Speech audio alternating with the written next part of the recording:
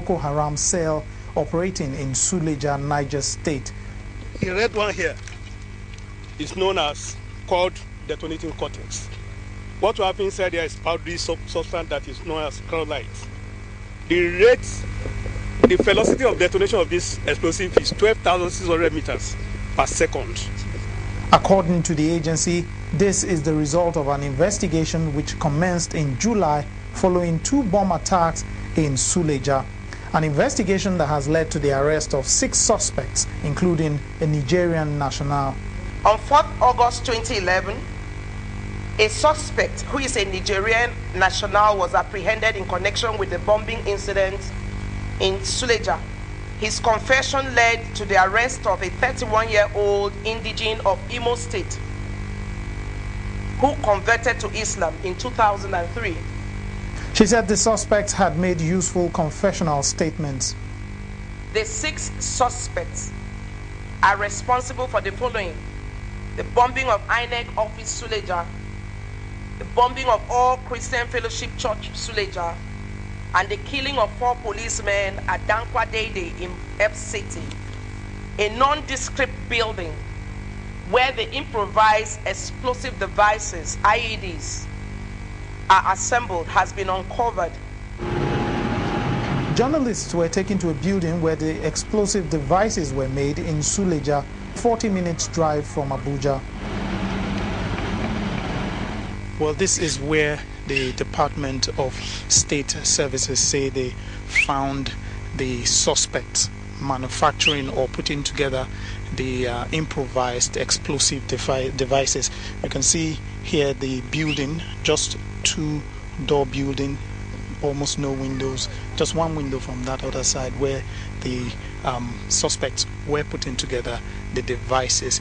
According to the security agencies, it's not clear right now who owns the building, but we understand the district head of this community says he will assist to see if they can find out who owns the building, who it was rented out to, and get such information. We've also tried to speak to some of the people that stay close to this compound.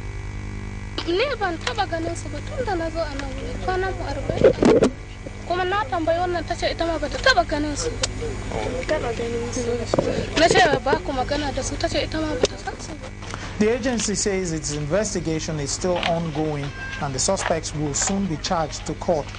Nigerians are advised to be more security conscious and cooperate with security operatives to help improve security in the country. Lanre Lasisi, Channels Television News. All right then, Mr. Innocent Chukwuma joins us now. He's a criminologist. Thank you for coming on today. Thank you. Amazing discovery, the SSS, and so, well, some comments appeared to have come from some forensic analysis, but that's huge. What they got, I know it does appear as though very elementary, basic IEDs, but causing a lot of damage. Sure. Well, you know, the whole science of bomb making and exploding devices has moved away from the typical hardwares that you had in the past, where you are looking for heavy metals and all that.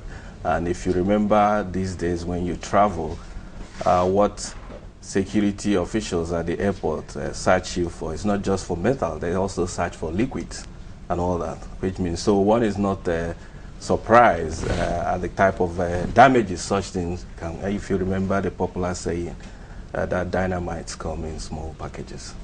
But what is cheering about the latest development is what you and your guests have been clamoring over this period. You've devoted attention to where is intelligence in all of this. It would appear that intelligence is beginning to pay off. At least they are now discovering the materials and individuals behind it. And one expects that soon, after these whole explosions would have peaked, it will start going now. They say your problem is not your problem, but the way you handle the problem. The comments of the NSA admitting that, listen, we were caught unawares, we're not prepared for this, perhaps terrorism is here to stay.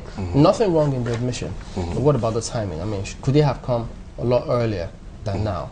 Yeah, I mean, of course, you would have expected them to admit upfront, what you call in law, front load these challenges. so that people will be on the same page and appreciate the level